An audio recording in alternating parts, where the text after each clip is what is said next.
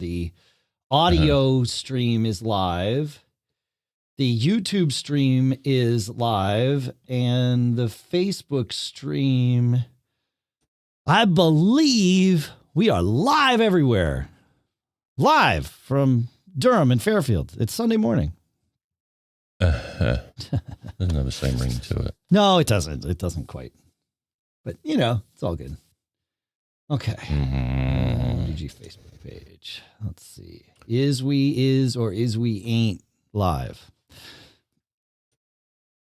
What was that? Was from Tom and Jerry, right? Is you ain't my baby. Right? Wasn't that from, didn't Jerry sing that on Tom and Jerry? Yeah, there we go. Okay. We are live. All right. Oh, no. Okay, better. Share to your story. Sure. I'll share it to my story. Did you send out the tweet, or are you sending out the tweet? Yeah. Thank you. There you go. Okay, good. Good. Did I send out the thing? Sent out the bat signal. Great. And you got the bat signal. Thanks, Dr. Yeah, there Dean. it is. Excellent.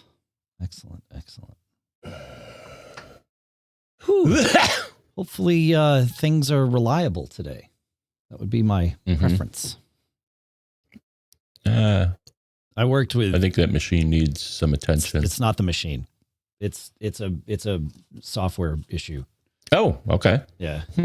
Well, because it only happens with Mimo Live. Oh, okay. Yeah. It's doing something that's like overloading the GPU, and then it doesn't know what to do with it. So, but we think we've worked around it. We think. I hope. Let's see. What do we have here? Who's up first? Linode and Smile. Okay. Maybe. Sure. Yeah, I could do that early. Okay, good. Chiron morning all. Paul Friends. Hey. Mac Vader. Hey. Brian Monroe. Thank you. Live on YouTube. Great. Where is my... thing? Why is this so slow? What's happening? No, my Twitter client. I like send out the tweet, and it's like 30 seconds later, it sends it out, and it's like, why are you so slow? Oh, isn't that just the way Twitter's API works? No, because when I on my other machine, it's like instant. So interesting. I should probably delete it and reinstall. That's always a fix. App Cleaner, that sucker. By the way, App Cleaner fixed my Evernote problem, which was piling things into my crash logs. So, oh, nice. And well, I was still running like Evernote 714, not Evernote Classic 714. And so I took the opportunity to like wipe it out completely, put a new one on there, and it so far has been good. So I had the same thing on my iPad, the E-Trade app. If the orientation was a certain way, it would crash, and if I turned it to landscape, it wouldn't. Really? I'm like, well, that's kind of weird. So I deleted it and reinstalled it, and the problem went away. All right. Well, sure. Sure. All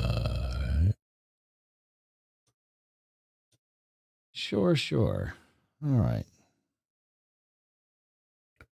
Morning, Michael Irvin.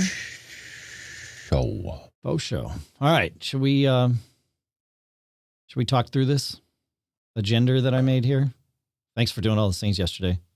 It's good. Oh, yeah. Yeah, it was on a roll, man. I know. It's good. So you just forgot to put that GDoc in there? Yes, it sort of. I made it, but I must have made it when I was just in the root level of my drive, not in the MGG shared level of my drive. So the doc was there. By the way, that like 856 is already there. So if you don't like, it's not something I do at the end of the week. When we're recording this show, I take all the crap that we're not. It's not crap, folks. I take all the stuff that we're not doing in this episode and put it in the 856 document when I finalize the agenda. So 856. You should already be able to see 856, and if you don't, like, it's not. Okay. It. Yeah, I have almost certainly created the next one by the time we record this one. So, but sometimes I'm just moving fast and I'm not in the MGG folder in Drive, and so I make it outside of the MGG folder, and then you can't see it. All right, hold on. My Drive, Mac Geek Gab, and 856 is there. Yep. All right, so let's talk through. Yeah, pull up the agenda and let's plow through it. Yeah, I got it at a PepCom. I guess the theme was disruptive technology. Yeah, Dave got one too. That has become like one of my rock and roll stage shirts. So because it fits, especially for like the angry or whatever. Yeah, it's good. Yeah, I mean, at first I was hesitant to wear it in public because I thought it would make people think I was a jerk. It would tell people that you were routinely disruptive. Yeah, well, you didn't want to tip your hand too early. Well, a shirt that says like "Here comes trouble" or something. Right, right. That's basically what it says. It's kind of warning people. Yeah, I think it's fair warning when I wear it. It's like, look, you knew what you were getting into when you started up a conversation. All right, so here we go. All right. I mean, the first thing I just put a placeholder in there, but I don't. I mean, I can just mention that it's there and then do the people's comments on it. Okay. Yeah. I mean, I just put Todd's comment in there because it was the right one to pull it all together. But sure. Okay. Yeah, that's good. All right. So feel free to read Todd's comment and relate it to the last episode. I don't, if that makes sense, because he's got the release notes in there and everything. So yeah. So I would say put Todd's comment up first and then you're good to go. So. Oh, okay. All right. So I'll highlight that. Yep.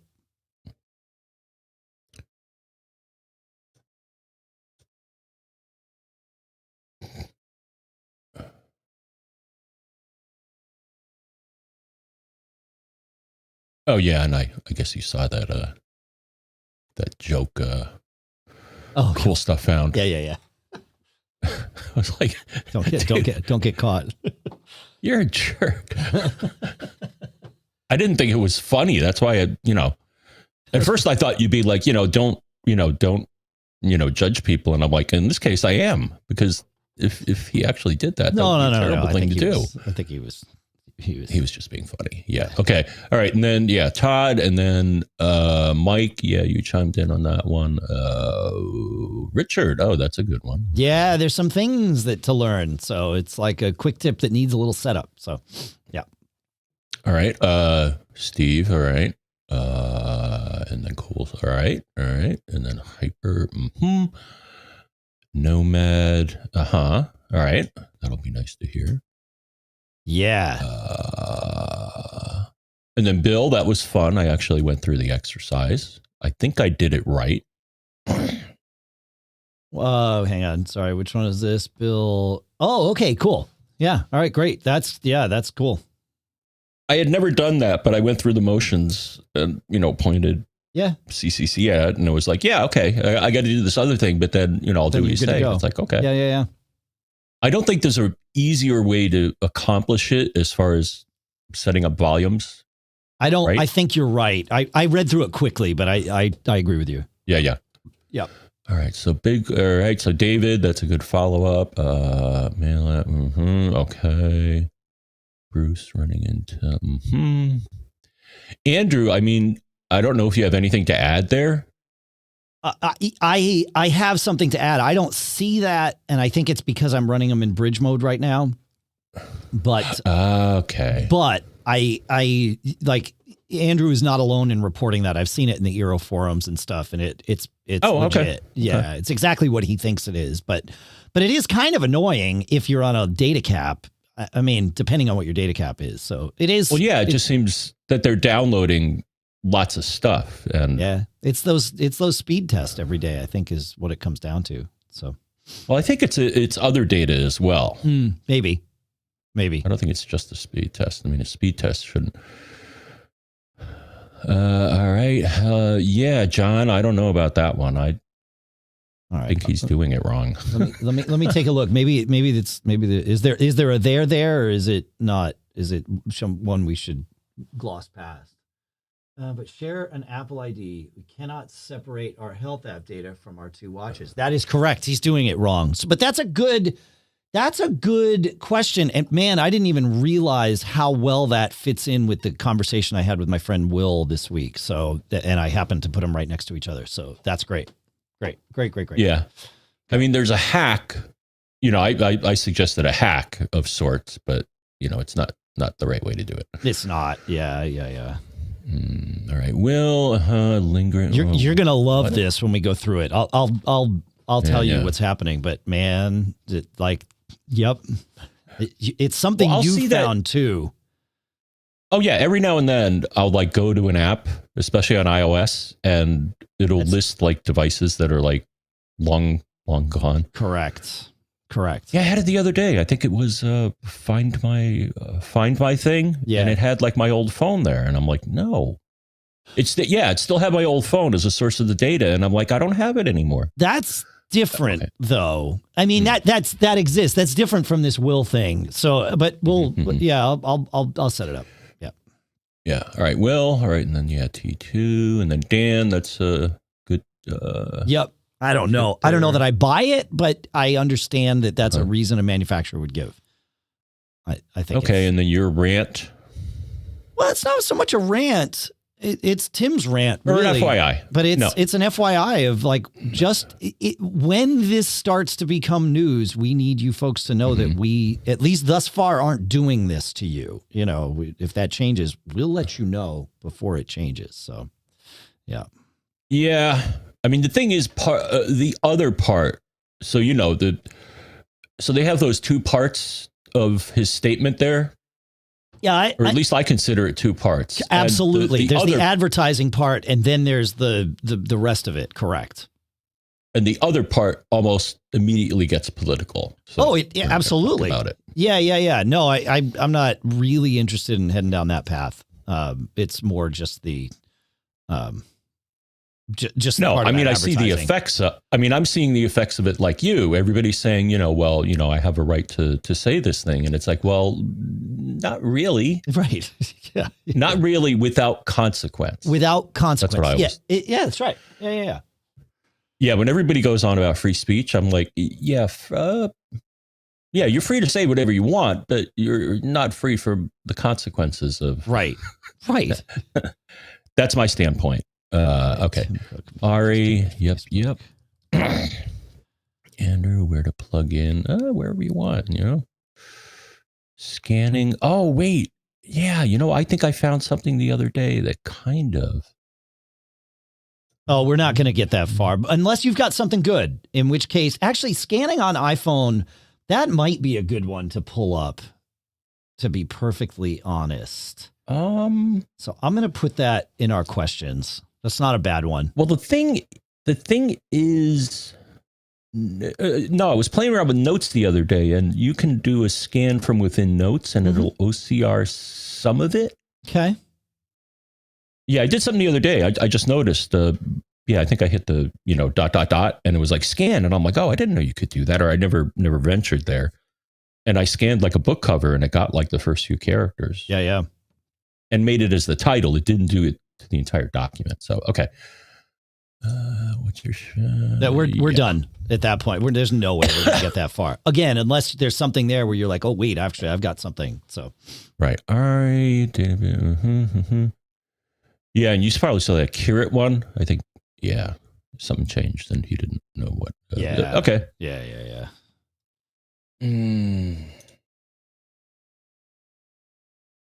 All right. We good to play him a song? Yeah, let me just... Yeah, take your time. No, I'm just going to Facebook and bringing that up. Okay, there we are. We had a dropout there on Facebook for a second. Did we have a dropout on YouTube? Yeah, we did have a little bit of a dropout. Interesting. Huh. Wonder what that was. You and I didn't have a dropout between us. So that's sort of bizarre. Green, everything's good. Okay. And green. I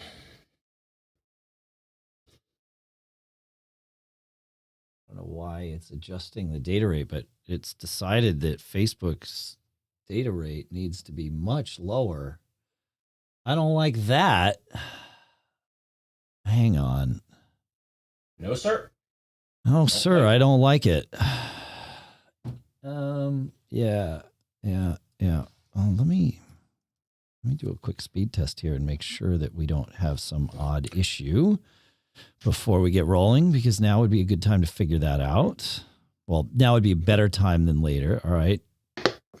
That seems a little low, but okay. Interesting. Not entirely thrilled about that speed, but it's fine. And that speed is fine. Okay. So I am going to refresh the Facebook stream, I think. Yes. Oh, look. Hey, Dusty. Boom and boom. Okay. Facebook stream, it says it has performance issues. But now it's like, okay, so maybe there's a Facebook problem this morning. For those of you listening on Facebook, are we good? I mean, it looks good. It looks way better than it did there for a little bit. Yeah, now it's happy. Okay, that was interesting. Okay, everybody good? Everybody good. All right, let's play him a song that's not going to get us in trouble. Yes, are we good, or was there one more thing? Okay. Yeah. All right. No, we're good. Okay. MGG pre-show songs. No, can't play those. Not allowed. Can't even play our fling songs, which sucks. But that's your song.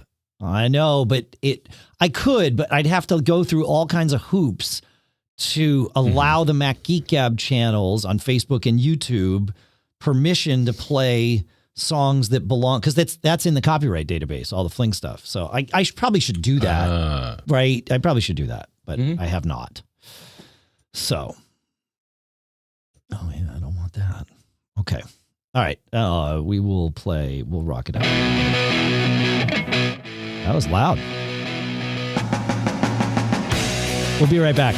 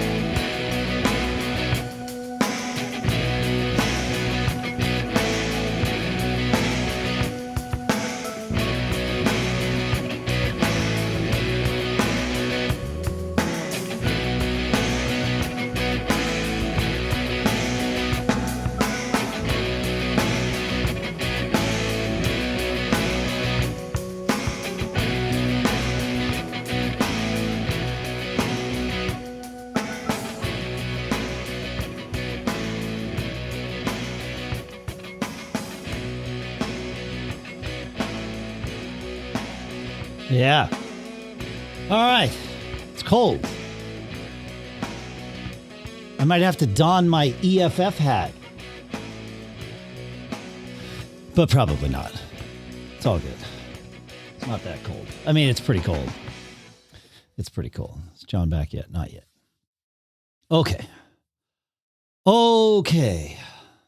Looks like Facebook's still happy on the stream. It looks like YouTube is still happy on the stream. Everybody's still happy. I hear the noises that usually signal that John's back on the stream.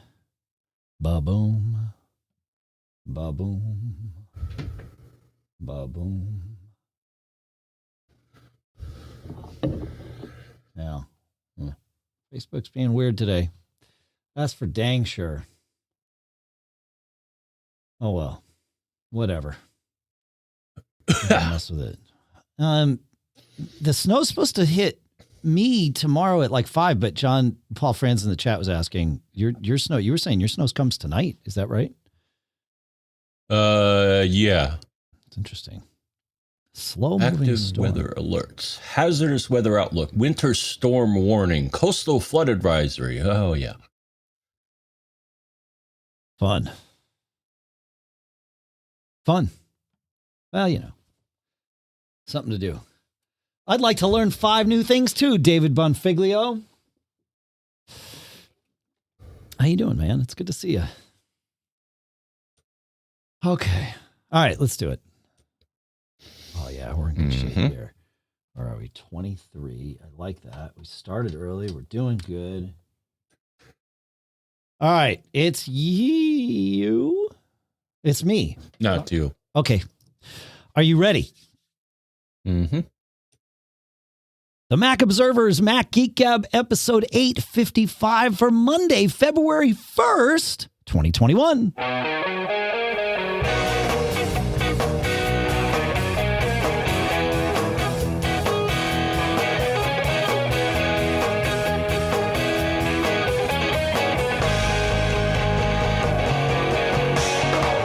Greetings, folks, and welcome to the Mac Observer's Mac Geek Gab, the show where you send in your questions, you send in your tips, you send in your cool stuff found. We collect some cool stuff found and tips of our own. We try to answer your questions. Sometimes we answer our own questions. Whatever we do, we assemble it into an agenda that is built such that we hope, the aim is that each of us gets to learn at least 5 new things. 5 new things each and every time we get together.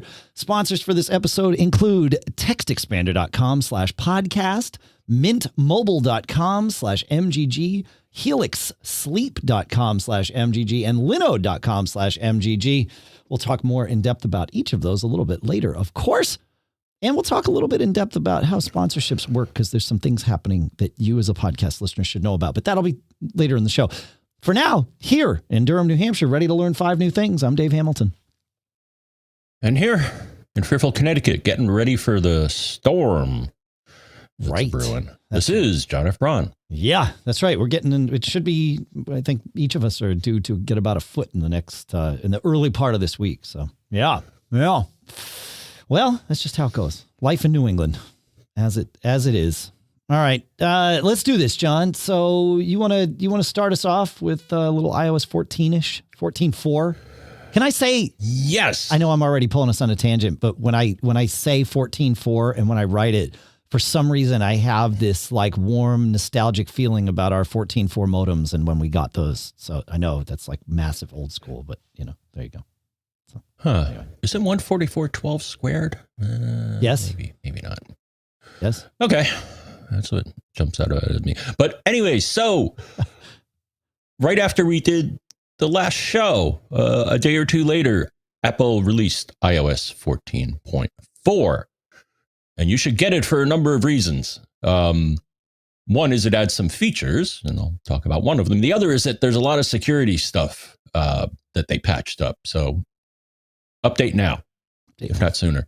Yeah, that's right. Yeah, agreed. This is one of those that's like more important than usual from a security standpoint. So, yeah. You want to talk about one of those? There's another security thing. I should share this with Andrew, but Have you heard about this? I read there was a sudo exploit. I saw something like that. Yeah. Yeah. That there's I did not dig into it. But yes, you're right. I mean, I read the thing. It didn't mention Mac OS specifically, but the version of sudo that is in Mac OS is the version that could be a problem. So interesting. Be careful out there. Don't let people run sudo on your machine. Yeah, no kidding. That's a good. I mean, that's good advice, even if there is no exploit. Sudo in and of itself is an exploit, I think. So, yeah. Mm-hmm. Anyway. But anyway, so yep, Todd wrote in and let us know about that. And so one of the features that they added, so we did have somebody mention, we were pondering why there was a Bluetooth device setting on Elliot's setup, but not on ours. And it's because he was running the 14.4 beta. But anyway, so 14.4 lets you do a whole bunch of things. Yeah, I can go through some of these. Smaller QR codes can be read by the camera. If you didn't know, if you run the camera app and you put it up next to a QR code, it'll resolve it and go to probably a website. Yeah, I've found that it will only go to websites. Have you been able to get text out of a QR code on just with the default iOS 14.4 thing? I would have to build one with just text in it. Yeah, correct. I have one with just text in it that I was looking at the other day, and it like the app got confused. So I downloaded QR Reader or something from the App Store, and then that showed me, the full contents of the QR code. Yeah, because you could have a lot of fun building your own barcodes. Sure. Yeah, I agree. I'll tell you a little story. So we have self-service lottery machines here in our state. Okay. And to verify your age, they scan your license. And on our licenses, there's a barcode called a PDF 417, and it's not secure in the least. And it has all your information, your name, your address, and your date of birth. Right. So I created my own barcode that indicated my date of birth was something other than my date of birth, and saw if I could fake the machine out. And yep. No kidding. I made a barcode that said I was 100 years old, and it was like, oh, okay, you can buy lottery tickets. You're still allowed. That's right. Yeah. Wow. Yeah, they don't. They don't secure the barcode in any way, and they could, but they don't. Right. So right. It's the fish shake at our state and any other state that has that out in the open. PJ in the chat room at live.macgeekgab.com says that QR codes are good for sharing Wi-Fi, SSID, and passwords too, which that's not a bad idea to get for your house. Well, I believe the Eero client will let you generate one if you want someone to. That's correct. Yeah, it'll generate, and then you can share it with the person you want to log into your network without revealing the password, I guess. Right. And a shout out to Dr. Dream, who pointed out that in the chat room that not only is 12 squared 144, but also negative 12 squared is 144, because it's not just John and I that are the geeks here. We're all geeks. All geeks are welcome. You don't have to be a geek here. Everybody's welcome. It's how it goes. So. What else did they put in here? Oh, yeah. Another thing, which I thought was kind of interesting. 14.4 will yell at you if you have a non-Apple camera component in your iPhone 12. I don't know how much of a problem that is in the real world, but. Right. Yeah, there you go. Okay. I mean, I suppose you could go to a repair shop that uses non-Apple parts if your camera's broken. So don't do that. Right. Yeah. Yeah. Will it not work, or does it just, I think it just tells you that you're not. It tells you, but their statement, and they have a support article somewhere about it, but their statement is that even though the camera will work, you probably will not get good pictures because it's not an Apple camera. Sure. It's somebody else's. So. That makes sense. Yeah. Right. As we've said many times, the magic that is Apple's camera's ability to take pictures really is a marriage of hardware and software, and quite frankly, probably more software than hardware. I mean, they put not terrible cameras in these things, but all the software that pulls all that stuff together and does all the crazy math. And thanks, Griffin. It makes it so that you can take these low light pictures that you can't even see. And then it's like, oh yeah, it looks great. That I think maybe that's where Apple's going with this. It's like, look, the software rewrite assumes that you're using the exact camera that we put in there. And if that's not it, then yeah, your pictures could suffer. So yeah. Cool. All right. And there's some other there's some other stuff, but we're going to link to the it's already in the show notes. There's the info from Apple. So but yeah, go through, as we talked about last week with the Bluetooth device type and the headphone safety and all of that. Go through your Bluetooth devices and make sure that your phone knows which of them are headphones and which of them are not. And that is possible in 14.4. You go into settings Bluetooth and you tap the little I next to each of your Bluetooth devices. And most, but not all of them will let you select. Like my car, I choose car radio instead of, headphone. But for some folks, it defaults to headphones if it doesn't know better. So if you're using something like, one of those Rove car adapters or the Amazon car adapter, those might show up as headphones and then start giving you trouble with headphone safety like we talked about last week. So make sure you go set that right.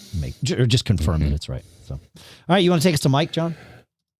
All right. Mike says, hey guys, you may have answered this question already. We may have.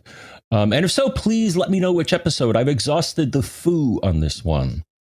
I have a 2018 Mac Mini with the small internal SSD and a 4 terabyte external where my local user directories are held. The issue is I'd like to have all the files in iCloud Drive stored locally also on the external drive. Is this possible? I must use one drive for some work and personal stuff, and it's very easy to locate the main folder and tell it to bring everything local also. Help! All right, well, we can help here. So it's not entirely obvious, but that stuff is stored locally. In home, library, mobile documents. It's just not obvious that that's the location. And I actually verified on my setup. I looked at my latest CCC clone, and sure enough, the documents that were in that directory were on that drive as well. So that is true, as long as you don't have optimized Mac storage turned on. If you have optimized Mac storage, as I'm thinking about this, if you've got optimized Mac storage turned on, then you will only have some local copies, not all. And you do that in System Preferences, Apple ID, iCloud, and there's a checkbox for optimized Mac storage. So just make sure, if you want all local copies, make sure you uncheck that optimized box, and then it will just have everything local. So that's one piece of it. And then the other piece, John, is, he was asking, can I store this on an external drive? And the answer is not really. No. I've heard of some people trying to symlink that folder, the Home Library Mobile Documents folder, to something on an external drive, but I've also heard that does not end well. So I think the answer is no, unfortunately, unless you store your entire home folder on an external drive, then it's fine. So that's not, it's not a default configuration, but it is a supported configuration. It's not entirely easy to do, but Apple has knowledge base articles about it, and we'll find one and put them in the show notes if somebody in the chat room doesn't get there first. So, but storing your home folder on an external drive. Yeah, because you can do that. So I don't know. Anything else on this one, John? Nope. Okay. Richard, while we're talking about home folders, Richard had sent in a tip to us, John, where about some tricks that you can do to prevent a folder from syncing to iCloud Drive. It's a techmentor.uk article. And if you name a folder with .nosync at the end of the folder name, so like large files .nosync, NOSYNC, that folder and anything in it, including subfolders, will not sync to iCloud. So that I found that to be an interesting thing. And I don't have the link here, but I'm going to look for it. There is, I believe that Howard Oakley at Eclectic Light had an article about no sync and that sort of thing. Yeah. Oh yeah. Here's the article. Okay. So it's telling us what folders will and won't sync, but in addition to things with .nosync or .tmp, anything named Dropbox or any of the things that Dropbox would use, it won't do because it wants to avoid a storm where Dropbox and iCloud drive are syncing and non-stop with each other. That would be bad. So if you put your Dropbox and iCloud drive, it's going to sync to Dropbox, presumably, but not to iCloud. Anything named iPhoto library and presumably now Photos library too will not sync. And there's a couple others. So I'm actually going to put that as the link in the show notes. Sorry, techmentor.uk, but Howard Oakley's link is better, quite frankly. So there you go. Yeah, interesting stuff. I never knew about that .nosync thing. That's super handy, man. Right? I mean, I think so. Yep. Cool. All right. All right. What are we looking at here? We've got some cool stuff found. We've got some questions. I want to take a minute, John, and talk about our first two sponsors if we're good with this iCloud stuff. We are good. All right, sweet. Our first sponsor today is Linode at Linode, linode.com/MGG, which is where you can go to simplify your infrastructure and cut your cloud bills in half with Linode's Linux virtual machines.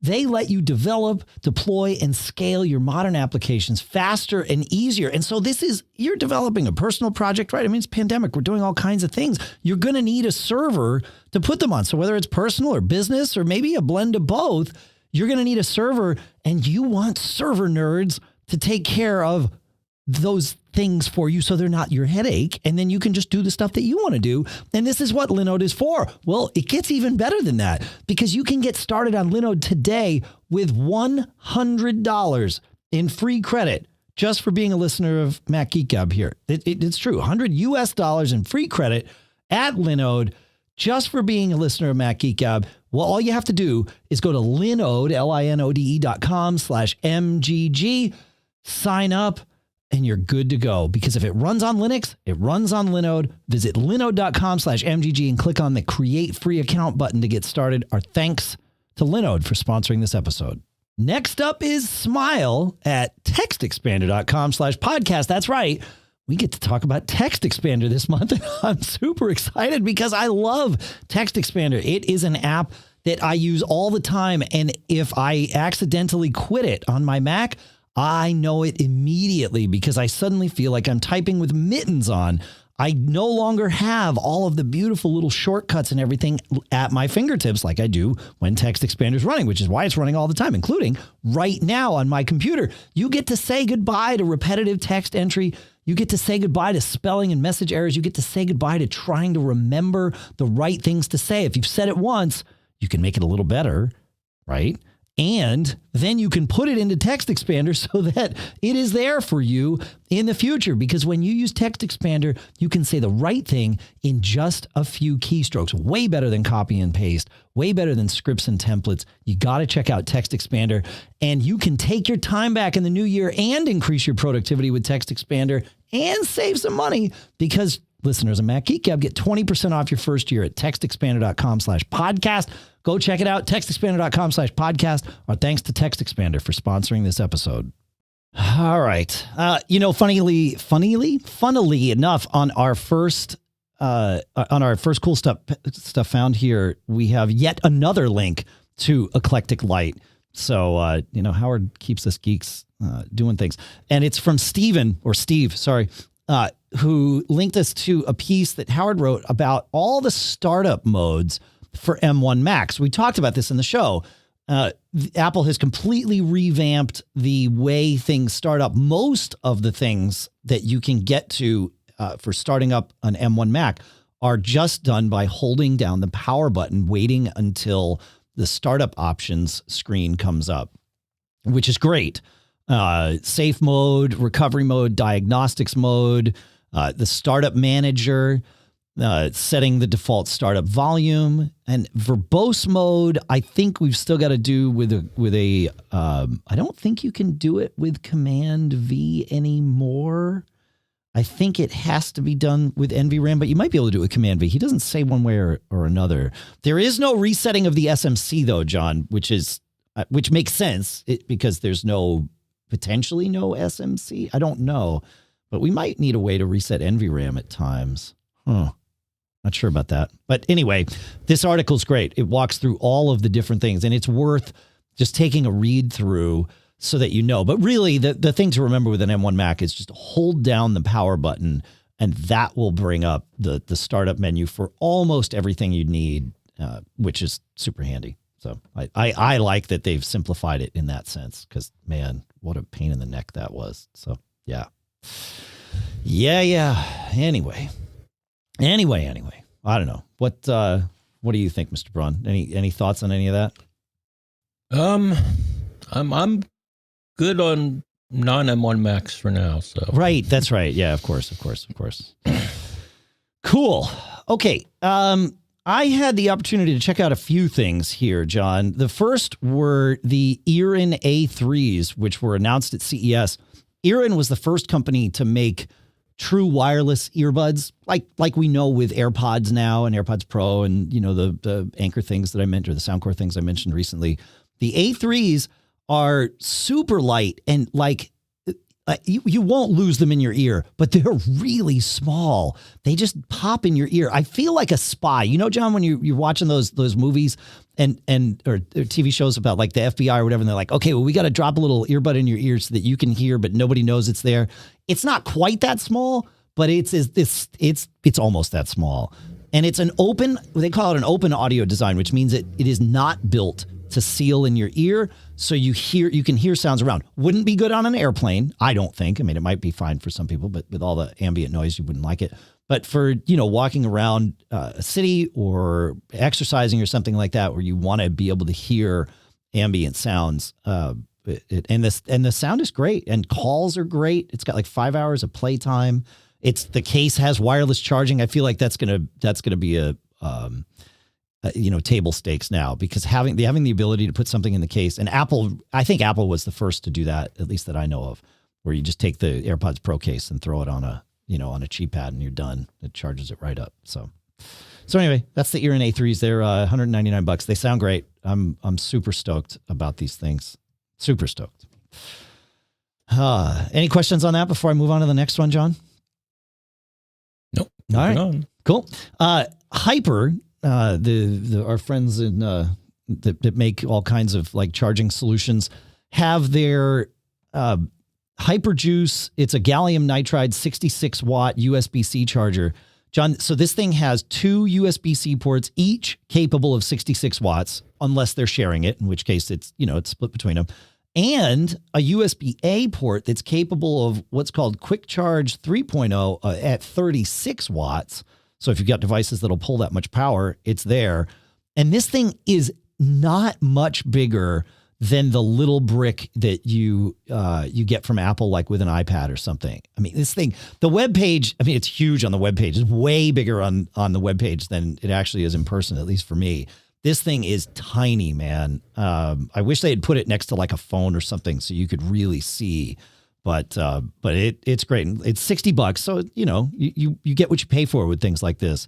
But having the two USB-Cs and the USB-A with all that power, you charge your iPad, your laptop, your phone, your watch, whatever, three of those all at once, in fact, and it's still just tiny. So fits in a plug and fits in your travel bag when we can do that again and all that good stuff. So yeah, man, that's good. But the one that I was I should say, I'm actually really stoked about that. That was sort of a sleeper thing. They were like, oh, can we send this to you and check it out? I'm like, yeah, okay, another charging brick. And I was like, whoa, it's really small. So then it made it to the show. Like, the Nomad Base Station Pro, we talked about this when a listener recommended it a few episodes ago. So this is what Apple promised us with AirPower, John.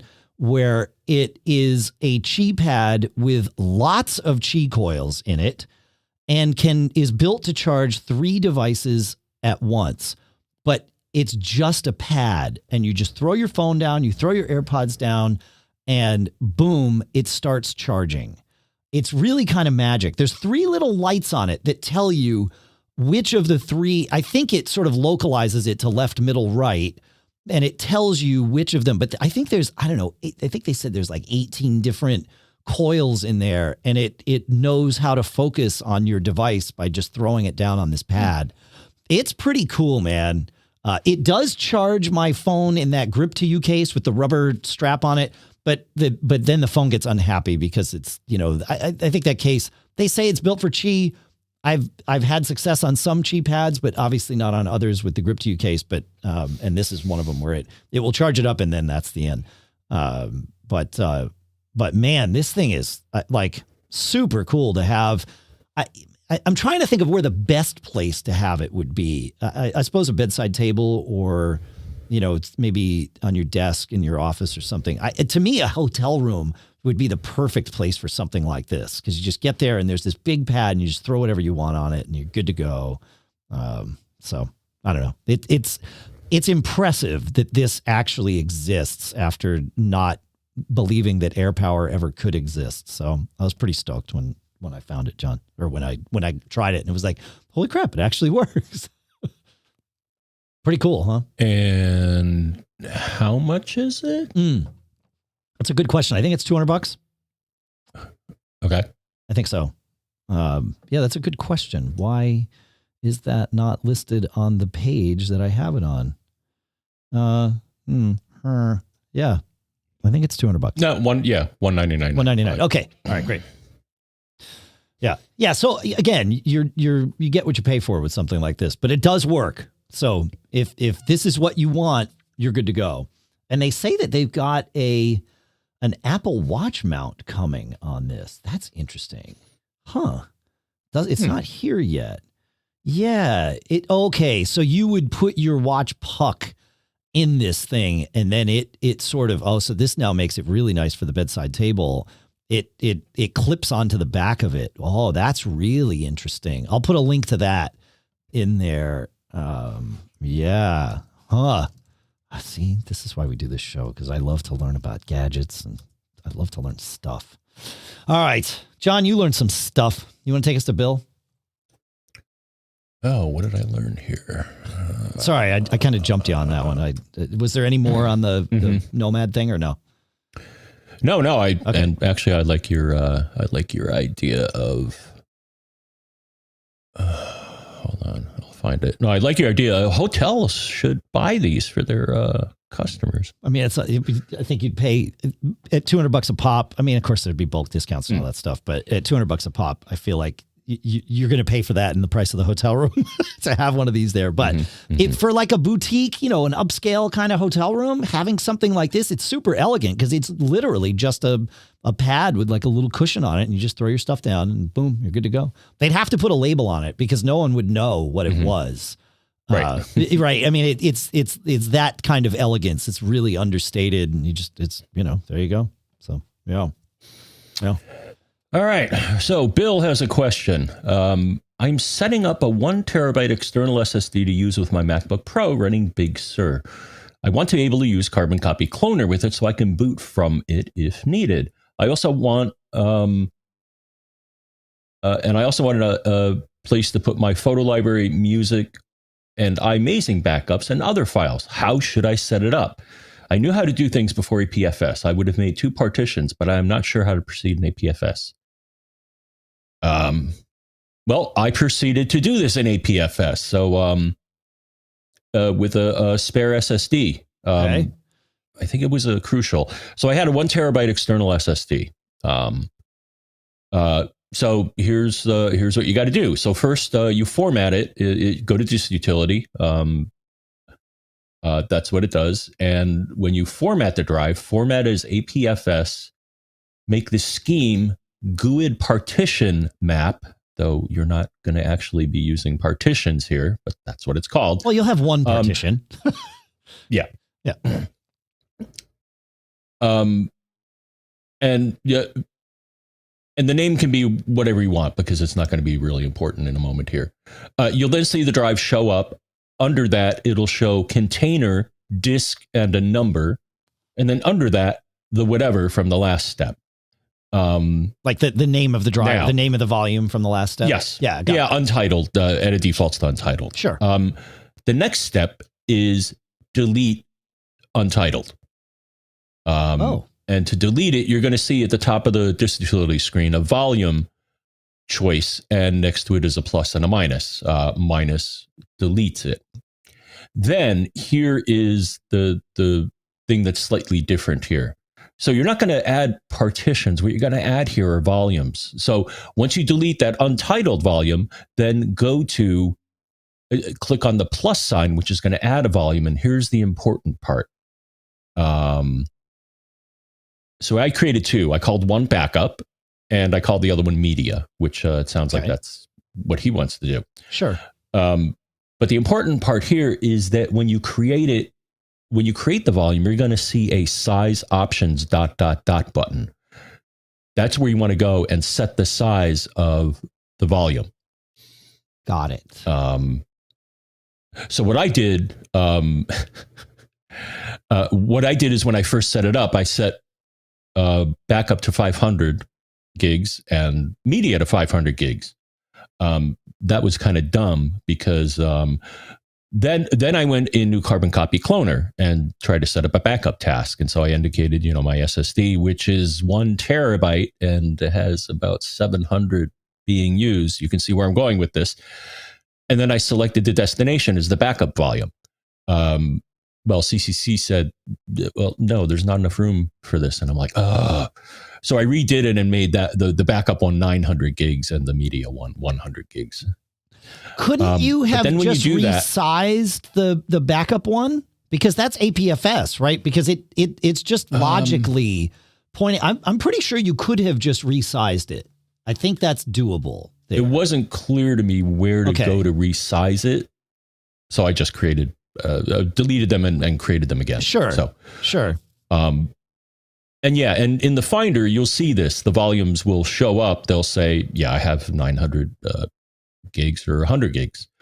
And then when I set up the Carbon Copy Cloner job, a dialog comes up saying the destination must be modified if you require a bootable copy of Mac OS. So that convinced me that what I did was correct. Correct. Yeah, that makes sense. That's what you need to do. So the terminology is a little different, but the process is pretty much the same. Yeah, you're right. There is no, man, I could have sworn that I was able to resize the volume. Yeah. And I've also, I don't want to mess with it because the only drive I have attached to this is the one that the show is recording to. So yeah.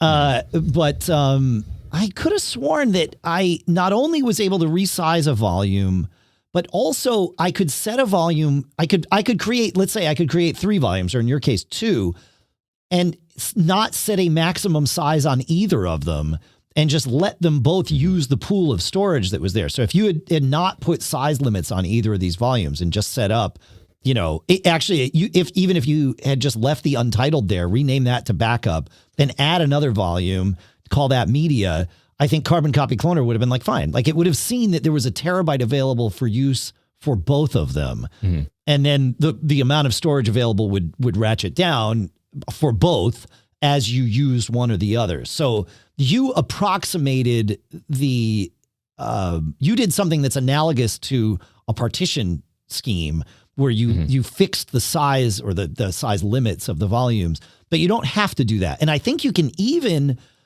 mix and match. So you could have, say, a Time Machine volume that you don't want to, use more than X number of gigabytes or terabytes or whatever. And then another volume that just uses whatever's left. I think you can do all of that because APFS doesn't really care because it's on an SSD. It's not storing. It's just using a blob of storage for everything. It's not actually, like you said, it's a volume, not a partition. So I think you might have been able to finagle that, but you're right. I can't find, of course I'm in Catalina because that's the safest way to do our recording setup these days. But So there might be something in Big Sur, but maybe not. So maybe somebody in the chat room at live.macgeekgab.com will let us know. I can't wait for my new chair to arrive. I ordered it in early December, so shipping delays. Shipping delays cause now I can't get it to squeak either. I was going to make a sound effect. Nope. Okay. The world is against me, John. Take us to David, if you would, Hold please. on. Oh. No, mine. No, yours won't squeak either. They don't squeak on demand. Anymore. Yeah. Yeah. All right. David gives us kind of a follow-up here. Don't know if you have experienced this issue or not, but twice this week, my Apple Magic Mouse has become very sluggish, and the cursor greatly lagged behind the actual movement of the physical mouse. Searching online, I found the following. Hold down Shift and Option and click your Bluetooth symbol. Choose Reset Bluetooth Module. And that did the trick and everything's working. So we've had a few people report, someone else wrote in and reported something similar, that their wireless input device, Apple input device was sluggish. So there may be a bug in Big Sur. Yeah. Interesting. Huh. Yeah. But that reset Bluetooth, I mean, this was a one-off.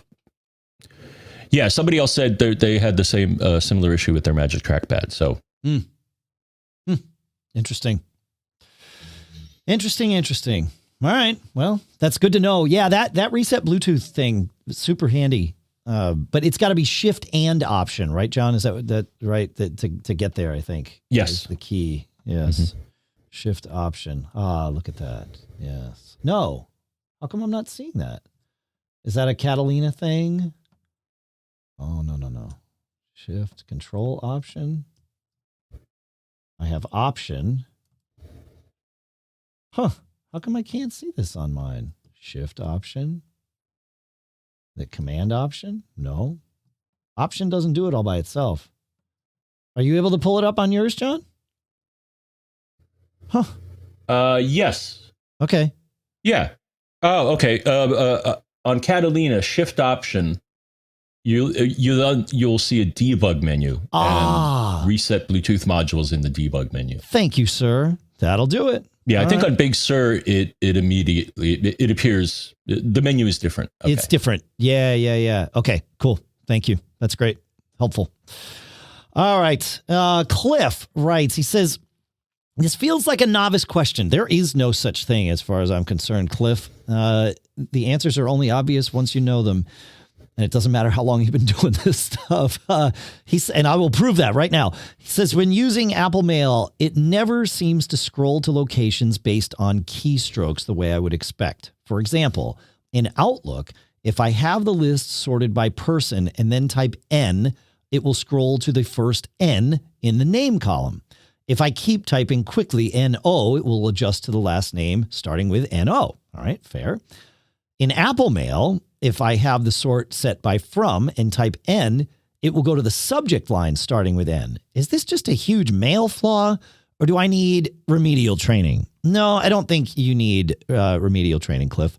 I did some testing with this in Big Sur this morning, and what I'm finding is that it's not consistent. The first time I was sorted by date, but then I tried this with other sorts, and it didn't seem to make a difference. The first time I typed J, it brought me to an email with the subject January invoice, because I got one from somebody the other day. Great. The second time I typed it, it brought me to an email from Jonathan.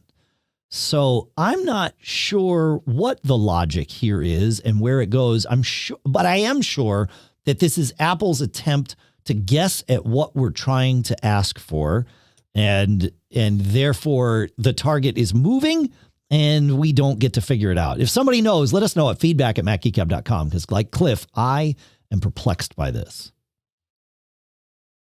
Yeah, I am too. What I'm not perplexed by, Dave, is the email address you just gave us, which is feedback@macgeekgab.com. That is feedback@macgeekgab.com, and you are correct at that being correct, I think, as far as I know. All right. Bruce has a question. He says, do you have any experience working? Oh, no. Sorry. Where are we here? I have the wrong. No, I thought I had the right one.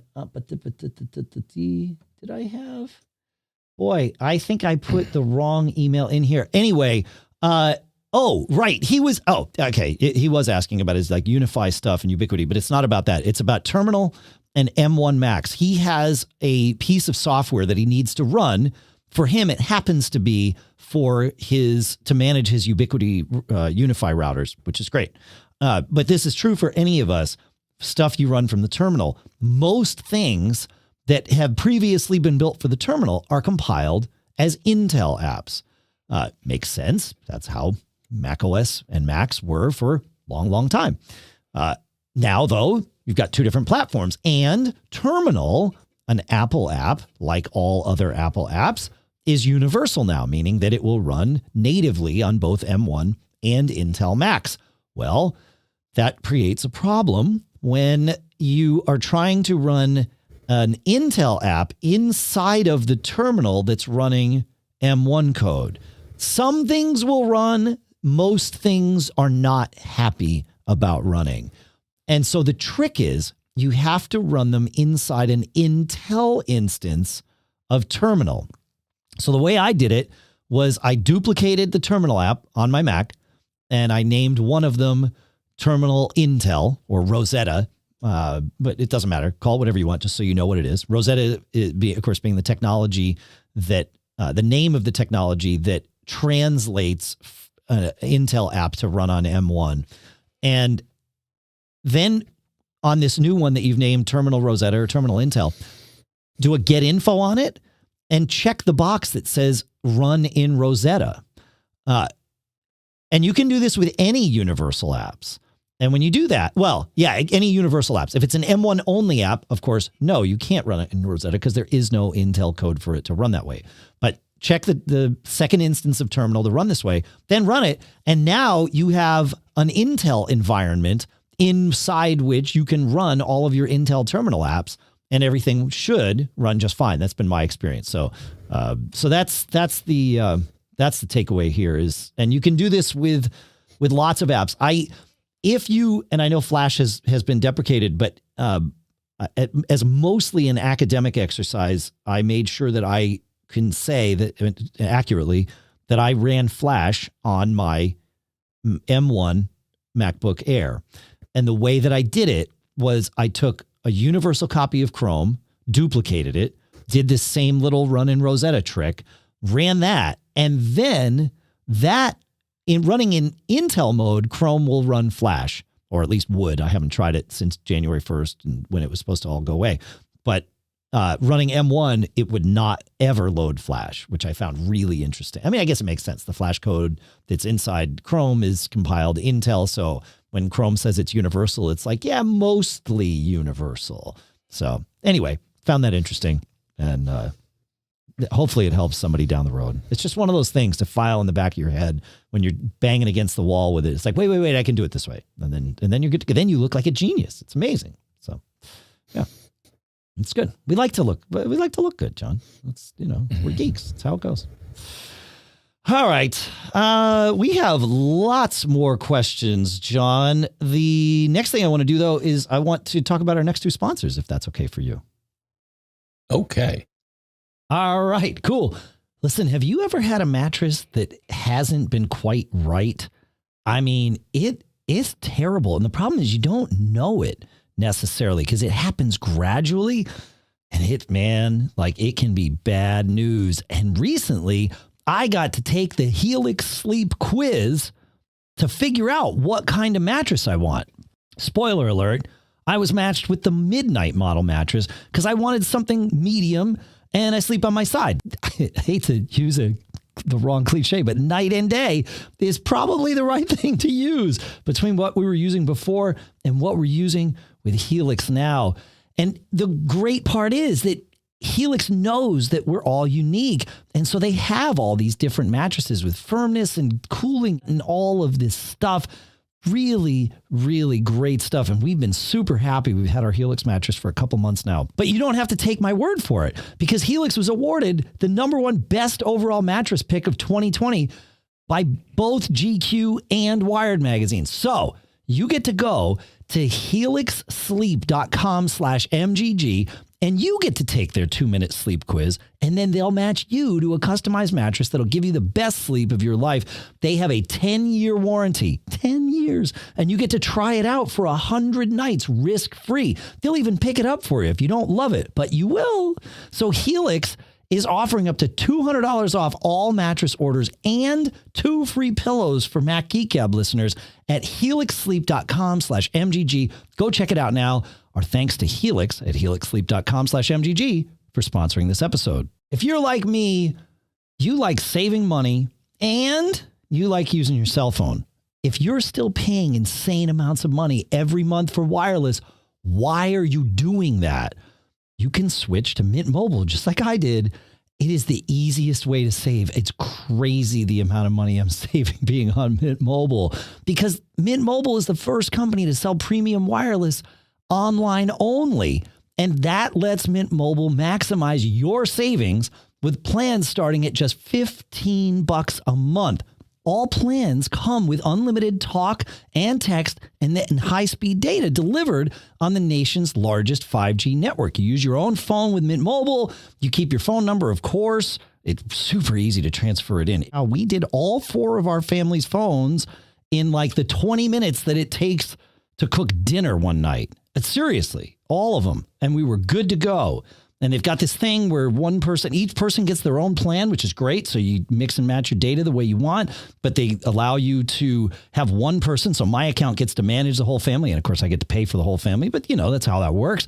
So to get your new wireless plan for just $15 a month and get the plan shipped to your door for free, go to mintmobile.com/MGG. That's mintmobile.com/MGG. So you can cut your wireless bill to $15 a month at mintmobile.com/MGG. Our thanks to Mint Mobile for sponsoring this episode.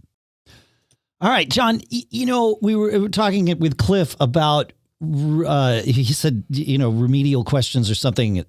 And PJ in the chat room pointed out something. He said, and I like this. He said, my remedial training every week is Mac Geek Gab. And he says, sometimes I need to repeat the messages to sink in.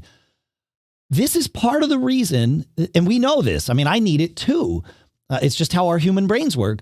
This is part of the reason that we put chapter markers for every single question and every topic and every sponsor read, for that matter, in here in Mac Geek Gab. So it's in every episode. I can't say it's in every episode we've ever done.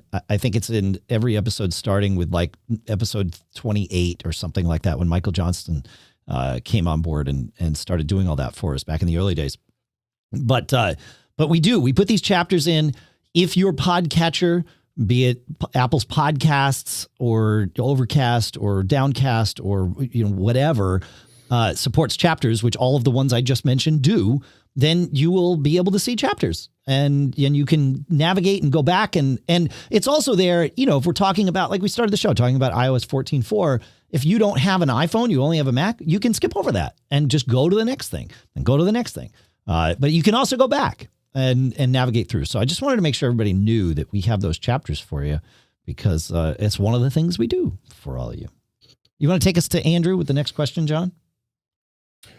Yes. So Andrew says, I have 3 Eero Pros in my house. While exploring the Eero app on my iPhone, and if you run the Eero app, you'll see that there's a activity thing on the bottom. So that's where to go to see this.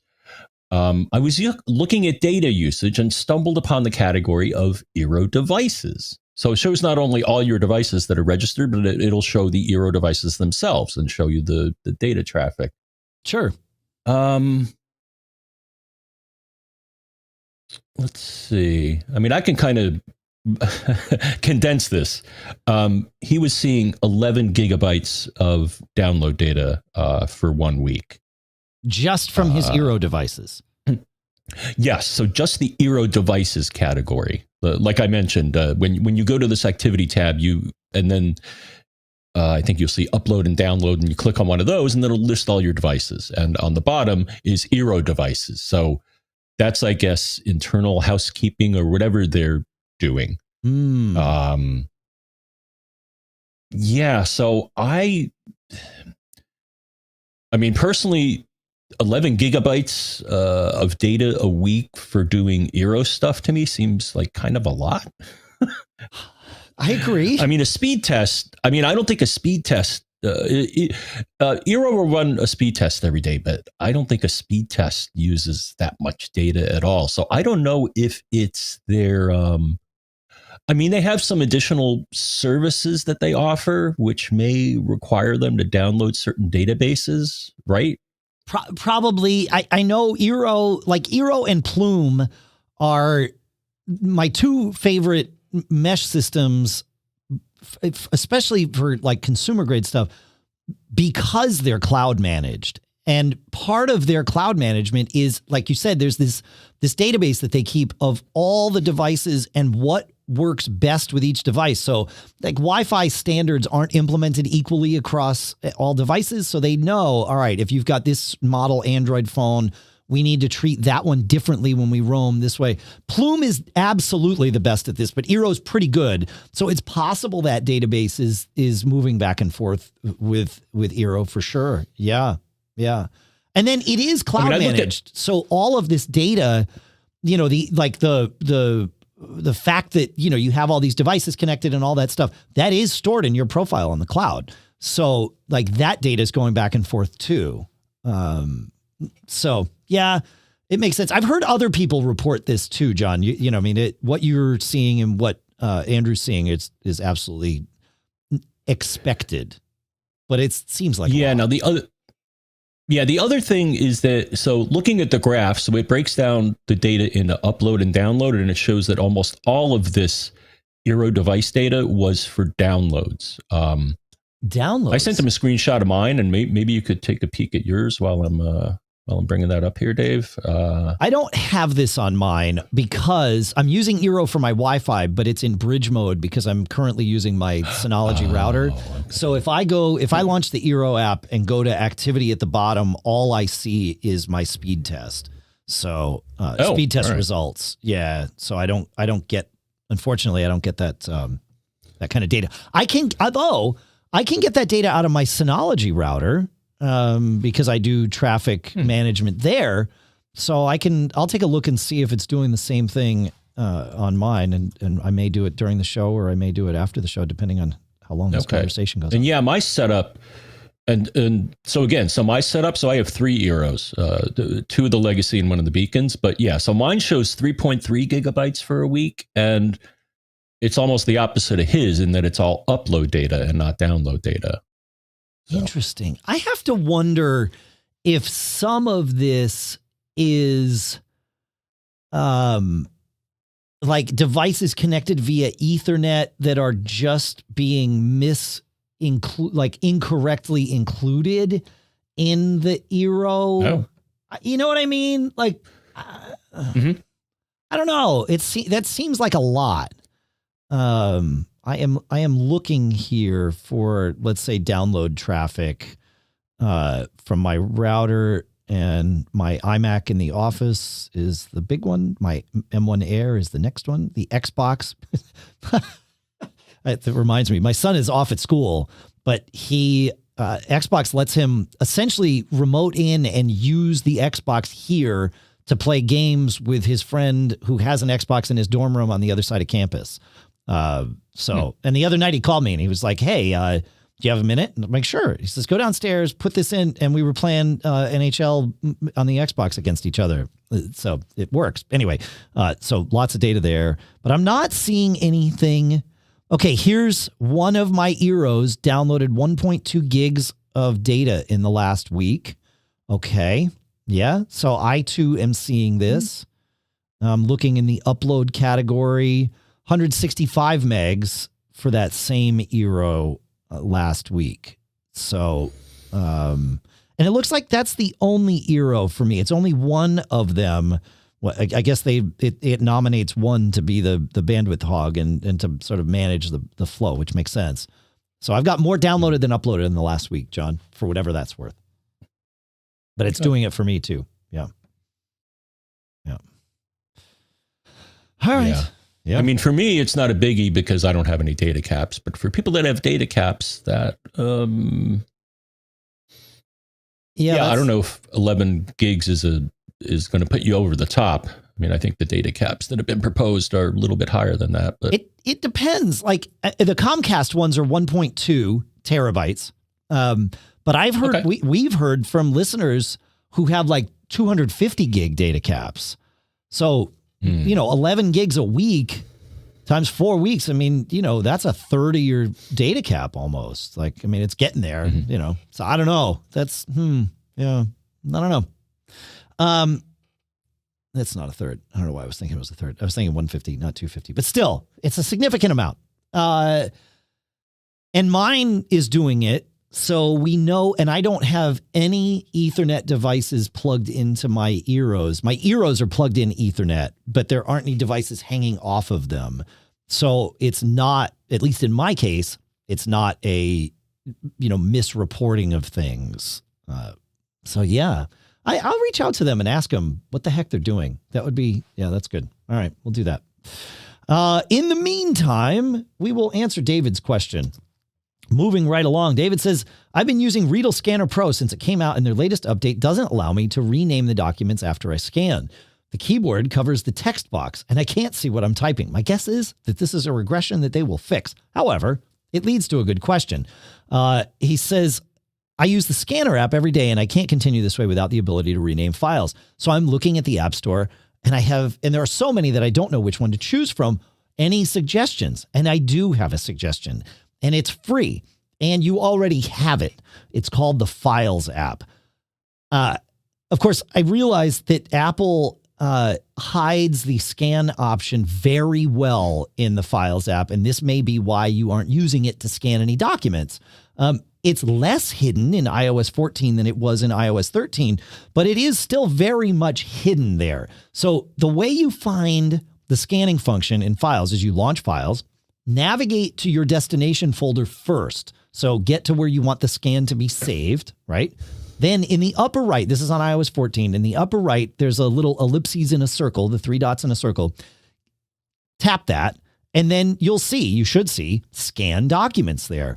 And this is a very full-featured scanner. It will auto-detect the page and scan automatically if you want. So if you have to scan a 100-page book, super easy. You can have it scan in color, in black and white, in grayscale, all of that stuff. And then, of course, when it saves, you can rename the file because you're right there in the Files app and you can do whatever you want. And so anything that links with the Files app, like I scan to my my disk station all the time because I have Synology Drive linked to my Files app and I'm good to go. So that's the scanning app that I would recommend starting with because it's right there on your phone. So there you go. But John, you found another one on the phone. Yeah. I found this out the other day. Or I don't know why. I just saw this icon and thought I'd click on it. So sure. I opened up a note in Notes on my iPhone, and I saw there's a camera icon there. And I'm like, oh, what happens if I press that? Well, if I press that, it says choose photo or video, take photo or video, and the same icon that you found, Dave, scan documents. So that's also available in the Notes app. Awesome. Yeah, right. If you don't want to save it to a file, save it to your notes. Yeah. Right. And here's the interesting thing. So I scanned a book cover. The title of the document defaults to the first few characters in the recognized text. So it's kind of OCR thing. What? That's pretty cool. Yep. Huh. Wow. Because we've had people ask about OCRing. Yeah. So it does OCR to title the document, which is nice. Oh, I got to mess with that. Because we had some. Yeah. Yeah. Because we had people. And then I think here in, where is it? Notes. Speaking of scanning, I'm trying to find, I think Notes on the Mac also has a scan option somewhere. Yeah. And I think like Mail, you can use your phone here to we are. Scan in, right? Yes, yeah. So Notes on the Mac, go to the File menu, and then there's Import from Phone, and it shows JB iPhone 12 Mini. Okay, so that's neat. So it, I guess, wireless. Yeah, so it remotely uses it. So the Mac can use your phone as a scanner too. Which is kind of neat. And as a picture taker, like you can. I've attached pictures to Mail by doing the same thing, like import from phone, and then it's like take the picture and boom, it's an attachment to Mail on my Mac. And yeah, this is the whole on the ecosystem thing that Apple does so well at. So you want to take us to John? Yes. All right, John. Well, yeah, you're John. I was saying, do you want to take us to John, John? Yes. Right, yeah. Okay. His name's not John. Yes. Right. No, I don't think so. All right, here we go. John has a question. And let me... All right. Me and my wife got new iPhones and watches, but we share an Apple ID. We cannot separate our health app data out from our two watches. Any ideas? Yes. So as far as I can tell, Dave, health data is tied to your Apple ID, and I wasn't able to find any provision within health to add a user. So I'll suggest a hack, but the solution here is set up another Apple ID on the other device. Yeah. Health at this point was not designed to support multiple users, I guess is the answer here. Well, an Apple ID isn't meant to be shared amongst multiple users, but you're right. Like, I mean, both of these things are true. Yes. Yeah. That's the trick. I think share your hack. I have some ideas about this, but I'm curious what your hack would be. So if you look in health, Dave, I've never done this, but it's kind of neat. So there may be a hack here that can let you do this. I don't know if I really like it. Okay, if you look in the health app, at the bottom, there's an item that says export all health data.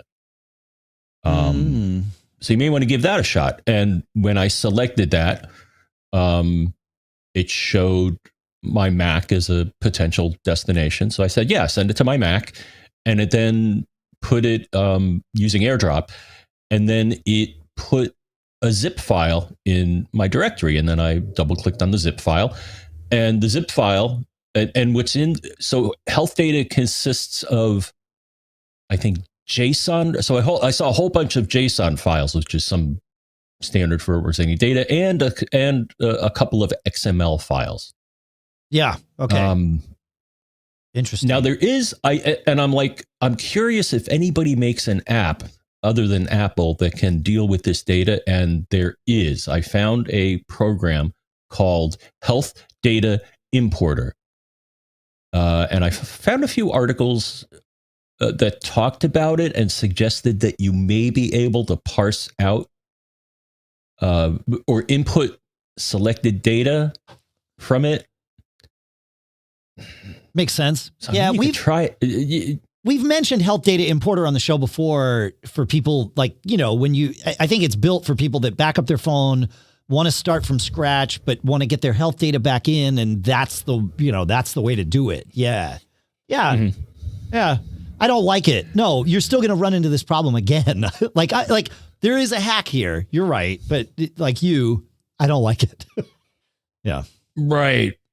And actually, yeah, the reason you'd want to use this, I found this out when I got my iPhone 12. Apparently your health data disappears, or it doesn't carry over from one phone to the other. Unless you sync with iCloud, and then it'll come back down. Right. And I did not do that. The data wasn't critical. Sure. But that's why you would use Health Data Importer, is you would grab that and you could slurp it into your new phone and then repopulate. But yep, that's the key. Yeah. Yeah. Mm-hmm. Yes. So, John. Yeah, the health data that I import actually is, so let me see. So one, I have a smart scale, which I think I told you about. And so the thing is, health will import all of that stuff, not only, and some of these scales are pretty cool. So it's not just your weight, but it has your percentage of, BMI, about all sorts of very interesting statistics, and and health can import that. The other thing I did, Dave, is that you had told me that you can do this. So certain labs will let you integrate, or health is able to import blood test data. Yeah. Yeah, I've got a string of COVID negative, thankfully, COVID tests in my health app from exactly that. Yeah. Mm-hmm. Yeah. Yeah. So I use Quest. So Quest has some sort of interface where they'll offer to import the data into Health. Yep. So yep. Yeah. Yeah. No, the Health app, it's pretty good. I like how it all pulls together. It's good. So, John, all this talk of Apple ID reminds me of a conversation. Well, two conversations, in fact. One that I had with you here on this show about how you sent in or you sold your MacBook Pro, and then someone was able to buy Apple Music for themselves on your tab with your old MacBook Pro, despite the fact that you had wiped the drive. And it reminds me of a conversation that I had this week with my friend Will, who is a consultant. He runs a business that helps people with their computers, right? And he called me this week to tell me a story. And the story was that for Christmas, a guy bought his wife a new, let's say a Mac Mini. I think it was a Mac Mini, but let's just say it was a Mac Mini. And he bought it, obviously on his Apple ID, but he never, other than grabbing the box and wrapping it, he never touched this thing. She unwrapped it on Christmas. She set it up. All was good, except that at some point, and I'm not exactly sure how, I forget actually. I know Will knew. At some point, all of his text messages and contacts and all of that stuff were coming into her computer. She doesn't know his Apple ID password. He never touched her computer. He never would have logged into it. And all of these problems. And it's clear, based on all the troubleshooting that was gone through here, that and your experience speaks to this, there used to be a way for us to see all the devices that were attached to our Apple ID in Apple's ownership system. Now, when you log in to look at the things that are attached to your Apple ID, all you see are things that you have logged into with your Apple ID. And once you log out, they disappear from the list. But there was another list years ago that had nothing to do with Apple IDs. It was before Apple IDs even existed. And it was like, we have assigned this serial number of this machine to you. And even if you wiped it and gave it to somebody else and they had sold it to somebody else and they had sold it to even somebody else, it could still be attached to you until you went in and told Apple, which you could do in the interface, go away, make this device not mine anymore. Okay. I am now convinced, John, that database still exists and is still populated when you buy a new machine. But the difference is we don't have the user interface for it anymore. And clearly it can cause some problems. You saw it with the Apple Music thing. Will saw it with this machine that mysteriously just started logging into this other iCloud account. So if you sell a machine, I think it's worth calling Apple and saying hey, can you remove this from the database that we all know exists that you don't let me touch anymore? And if somebody knows how to touch it, please let us know, because that would be super helpful, obviously. But right? Isn't this weird? Right? Mm-hmm. Yeah. Okay. Another interesting thing happened, John. After one of the symptoms of this issue that my friend Will was having was that he could log in with her account or with his account, right? Because now they both have IDs on this machine. But when it came time to authenticate for any security operation, none of the admin accounts would work on this machine. Yeah. And so he tried all kinds of different things, called Apple, got him, tech support, yada, yada, yada. You got to reformat that thing, restore from a backup. Okay, great. So he reformatted it. He did not restore from a backup. Got it logged in, all good. When it came time to authenticate, no go. It's wait a minute. Wiped the drive, still have the same symptom. What's going on? Call Apple again. They said, oh, that's a T2 chip issue. You need to reset your SMC. That'll solve it. And guess what? It solved it. So in retrospect, didn't need to wipe the drive to fix this problem. It's somehow the password database in the T2 chip got out of sync with the password database on the Mac. That may be an incorrect explanation of what's actually happening under the hood. But for those of us that for a good way of thinking about it, that's exactly what happened. The T2 chip's password database got munged. Even if I don't even know if the T2 chip has a password database. Just bear with me on this. But effectively, reset the SMC, it resets that, everybody's happy. So if you run into a problem where you cannot do the authenticate, with your password to install software, remove things, or whatever that is, reset the SMC. And you know what that makes me think of, John? What? Those of us that troubleshoot computers are going to be really screwed for the next 2 years with M1 Macs while we learn about these little things, because it's all brand new, different with those, because there ain't no SMC, as we talked about earlier in the episode. We talked about it with better grammatical form than I just used, but the message is the same. So, any thoughts on any of this, John? It's craziness, if you ask me. All right. So I want to read we tend not to talk too much about Apple News here because there's lots of other shows that do that. And we're going to break from that very, very briefly, but only because I want to make sure you know what we are and aren't doing with your data here when you listen to Mac Geek Gab. We do get some data from you simply by nature of you downloading the show from us, right? We get, at the very, very least, we get your IP address when you download it, and we get your user agent because it's effectively like a web browser pulling it down. So we have some data about you. We keep that data private. But I want to read something that Tim Cook says, and I want to explain to you what's going on in the podcast industry, and I'll try to be as brief as possible. So this was a thing that Tim Cook said this week. Technology does not need vast troves of personal data stitched together across dozens of websites and apps in order to succeed. Advertising existed and thrived for decades without it, and we're here today because of the path of least resistance is rarely the path of wisdom.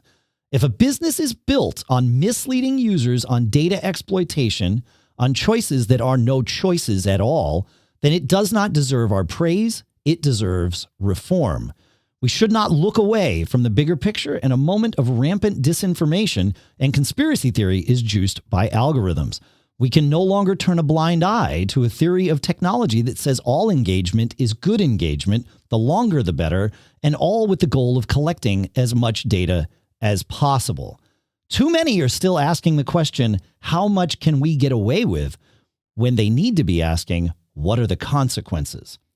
So there are companies out there. I'll leave their names out of this, but you can actually, I won't leave their names out of this because I'm going to tell you how to find this is important. So there are companies out there that want to know if you listened to this show and also if you visited one of our sponsors' websites, right? We don't let them do this, again, just for clarity. But they are out there because they want to know, if you want to let a company know that you listened to this show and bought from them, then you choose on your own to use our coupon code like an MGG or, a special URL like mintmobile.com/MGG. That's fine. And to me, that's you choosing to use that. So there is at least some level of involvement from you that, you're telling them that you heard about this from Mac Geek Gab, which is great. But if you don't want Mint Mobile to know that you heard about this on Mac Geek Gab, you don't have to. You can just go to Mint Mobile and sign up, and we don't get any credit for it. And I'd prefer them to know that you came through us, but I get it if you don't want to. That's your choice. That's how this works. Well, there are companies out there that want to have us redirect our podcast feed through their servers so they can collect IP address and user agent. And then and I don't think they're doing this with Mint Mobile, so I don't want to make Mint complicit. That's just my example. But on Sponsor X's website, they put a tracking pixel on there that collects the same information. And then they take these two databases and they relate them together. The problem is that sponsor X might also get your name and your address and your email address and your phone number because you just bought something from them. And so now that data can be tied to their tracking pixel, which now can be tied to this. Now, let's say this show isn't a show about technology, but this is a show about bipolar, right? People with bipolar disorder. And you don't want anyone to know that you have bipolar disorder, but you definitely want to be anonymously part of a community that does. Maybe you don't want anybody to know that you're an Apple fan. And so you listen to this show and you think it's anonymous, and it is. But if we were to use this tracking stuff, it wouldn't be. And it's a really slippery slope. And when they first came to us a couple of years ago with this, we were like, dude, we've seen this on the web. We've been publishing on the web for 20 years. When people came, they're like, oh, all we're doing is just making sure that you as the host gets credit. And like, yeah, that's what they said to us 15 years ago on the web too. And then GDPR had to come into place because people weren't responsible with the data. And I think Tim really summed it up there. So at the moment, we aren't and have never participated in any of this tracking that's going on. If we change our minds on that, and I really don't think we will do our level best to tell you. But part of the problem is there's no way to get you to opt in. If we were using this kind of tracking, or for shows that are using this tracking, you download it before they tell you, because there's no opt-in in your podcatcher. Speaking of podcatchers, Overcast from Marco Arment will show you what trackers are used by each show. And you can go into the info, you subscribe to the show or whatever, go into the info and it will tell you Podsights, Podsights, and Chartable, Chartable, are two of the companies that are doing this type of tracking. They just contracted out, to anybody that can use it, of course. And technically, John, I don't think this is illegal. Certainly, technically, it's feasible. You said a very good thing, I'll let you say it because I'm gonna mess it up if I say it. So go ahead. To wrap up this conversation, yeah, the way I concluded it, and I think you agreed, was: can it be done? Yes. Is it legal? Probably. Is it ethical? Probably not. I agree. Yeah, and I'm looking at the Daily, the New York Times show, and there's in Overcast, and there's a little icon like right at the top of my thing for the Daily, and it says privacy and tracking, and it lists all of the services that the Daily use and what they're doing with it. And the Daily uses, it says for PodTrack, it uses for stats. Okay, that's fine. It uses Simplecast for hosting and stats. Okay, that's fine. Chartable for tracking and stats. Podsights for tracking. You see what, and the tracking is the one that Marco has like a big warning sign on, like may follow individual listener behavior across multiple shows or the web, often to track responses to ads. So beware, folks.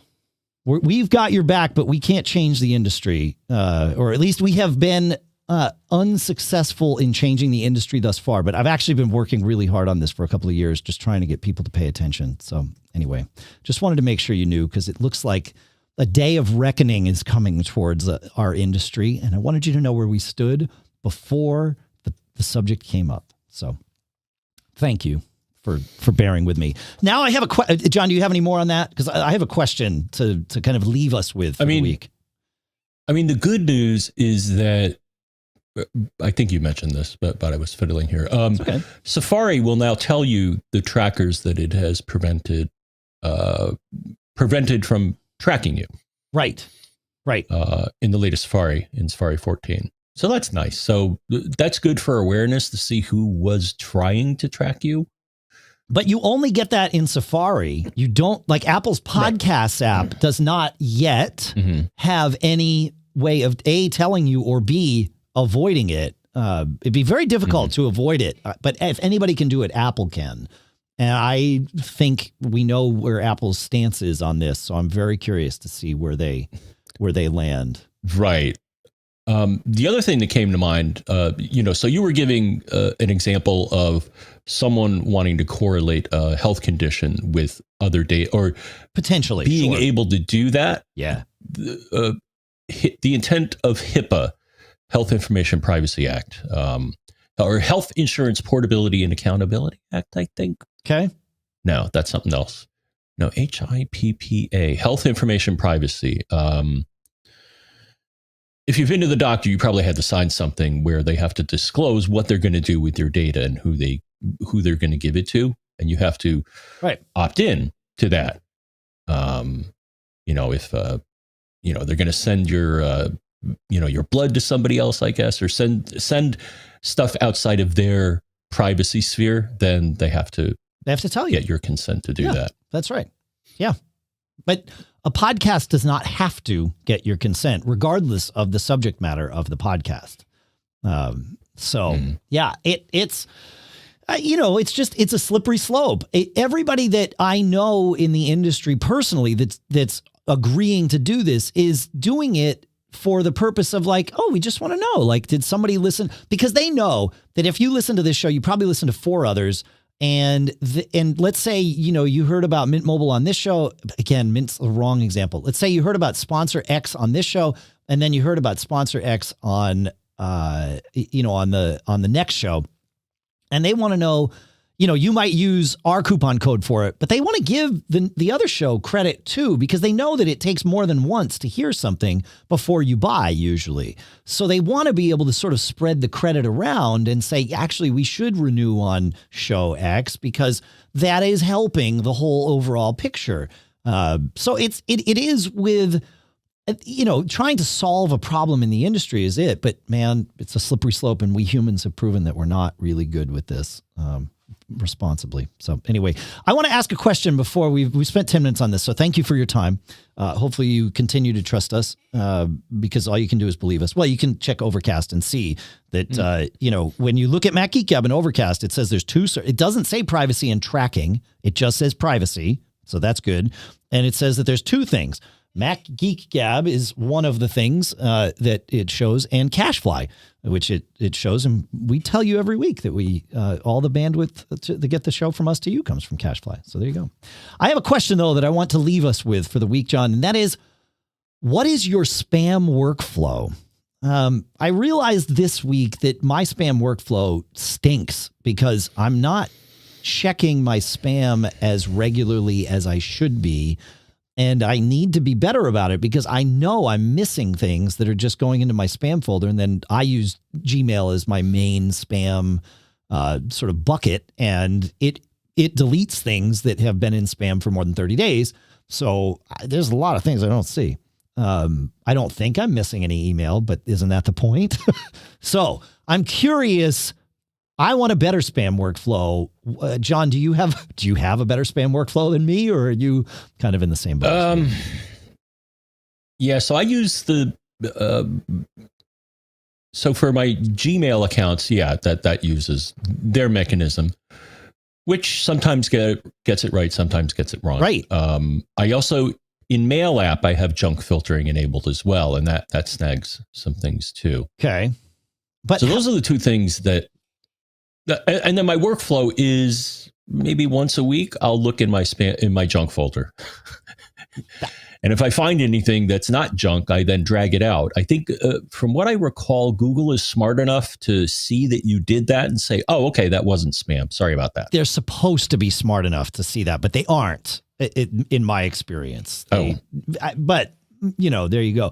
So when I used to do this, and honestly, I'm truly embarrassed to admit this, but it has been months since I've gone through my spam folder. It's just been busy, and it's easy for it to be like, yeah, I'm not going to do that right now because it's a terrible process. And it also makes me feel filthy after I'm done reading through all those subject lines. Mm-hmm. But I would organize my spam folder. I would sort it by subject, and that made it more efficient for me to go through because there's so many pieces of spam that are either the same or very, very similar subjects. So I could just select, delete, and go through mad swaths at a time. And then the ones that were one-off subject lines really did stand out for me. So that is my workflow when I do it. So I'm curious if anybody else out there has I want to know what your workflow is. So please let us know. That's what That's what I got. Once a week sounds like a good thing to me. I have it on my calendar every week, John, and I'm really good about following my calendar. That is the one thing that I guess because I gave myself permission to skip it a couple of weeks in a row at some point. Now it's just like, oh, I can skip that again. It's fine. You know, the world didn't end, but I know I'm going to miss stuff. So I don't know. That's at one point I used Spam Sieve. Yeah. Then I forgot why I stopped using it. Well, it's not server based, right? I mean, the world has sort of moved away from local, like, because you have an iPhone and you can't run Spam Sieve on your iPhone. So you need it to be server based, at least by and large. So, yeah. I don't know what the answer is, man, but hopefully we'll come together. Like John Lennon said. Did you know that Come Together, John, it was written as a campaign song for someone? Did you know that? Okay, it was. I'm going to give you, let's say 2 guesses. In fact, I'm not going to tell you. I'll let John guess. If you get it right now, then I will. I'll say it in the show. Otherwise, we'll wait till next week. So, 2 guesses, John. Any guesses as to who it would be? JFK? Nope. That's one. Nope. Before or after? It would be after JFK. Carter? No. It was. I will give you this. The song was not successful. So much so that I don't need, like, this was not a candidate that made it to the national ballot. Let's put it that way. So, yeah. All right. Well, I'll make sure to share that next week because but hopefully one of you will write in with the answer because I'm sure one of you knows. In fact, I know of several listeners that if you don't know it, it will shock me. But it shocked me when I found this out, and I only found it out in the last couple of years. So anyway, there you go. But we come together and do this. We help each other. It's good. Thanks for listening, folks. Make sure to check out our sponsors, helixsleep.com/MGG, mintmobile.com/MGG, linode.com/MGG, textexpander.com/podcast. We told you how to contact us. Do you have anything to add, John, of how we would do this?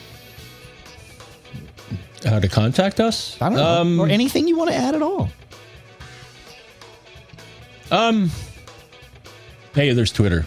I'm John F. Ron. He's Dave Hamilton. The podcast is Mac Geek Gab. The publication is Mac Observer. Oh, and there's Pilot Pete, who's piloting his heart out. I miss Pilot Pete. Hopefully we can get him back here. Why can't we get him on camera with us? We could. I got to call Pete. Yeah, I feel like we have the technology. I feel like we're the $6 million man. Except, not really. Maybe someday. That's it. That's what we got. Thanks for listening. Tell somebody about the show. Share it far and wide. And see you next week.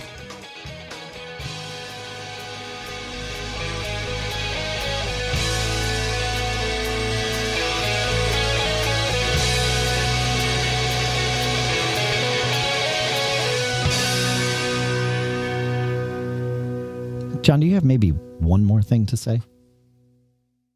I have not one, not two, but 3 things, Dave. And those 3 things are: don't get caught. Made on a Mac.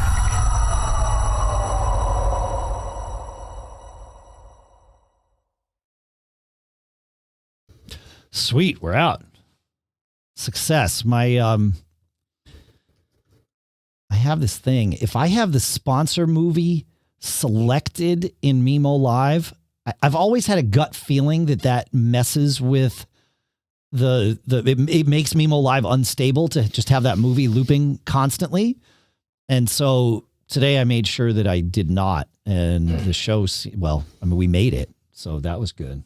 So. Yeah, so I found the candidate. I didn't even know he tried to run. Yeah, exactly. Yeah. I figured you'd find it. Yeah. I was going to tell you once we got off the air. Although I guess we're still on the air. But does anybody in the chat room? Fortunately, Trippy. Very right, David Bonfiglio. Yes. Yes, exactly. Yeah. And I'm just looking here. I wasn't sure if Carter would have even been a possibility, but he was, because his campaign was shortly before his death there. Yeah. Yeah, fascinating. Yeah, if anybody in the chat I see that. Feel free to talk about it. Yeah, and every now and then you'll see controversy of candidates using songs by people who don't like them. Right. Oh, all the time. Yeah. Of course. All right. I guess legal. Yeah. No, I mean, can you legally, if you pay the licensing fee, I mean, can the owner of a song say, I don't want you, political candidate, to play my song?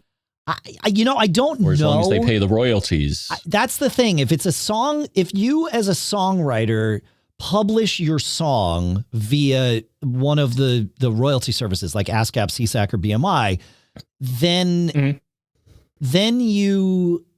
you sort of allow that you've put it into a system that allows you to collect royalties for people that play it legally. Now, if you're going to do a cover version of a song, it's better to get permission because there can be some issues, but even then it's like, like it's out there, you're okay. But in terms of just playing like the recorded version of Bruce Springsteen's Glory Days or whatever you want, like that is, it's really hard to say you're not allowed to play that here if someone is paying all the royalties. Yeah, because that's sort of the agreement that you make with ASCAP is that. But okay, as a political candidate, do you really want Bruce Springsteen's fans hating you? You know what I mean? Like I think there's probably a good PR reason to get permission. So yeah, right, because like you said, you don't want to yeah. Because I mean, artists aren't afraid to say, I don't like my song being played by this candidate, and then they may go into some detail, which is probably not good for you. Probs not. That's right. Yep. So, all right, I'm going to say goodbye here on the Facebook stream. Thanks for listening, everybody. We'll see you next week. I've just got a band rehearsal in less than an hour, but we're doing good here. So there's that. And then I'll say goodbye to everybody on YouTube. Thank you. We will see you next time.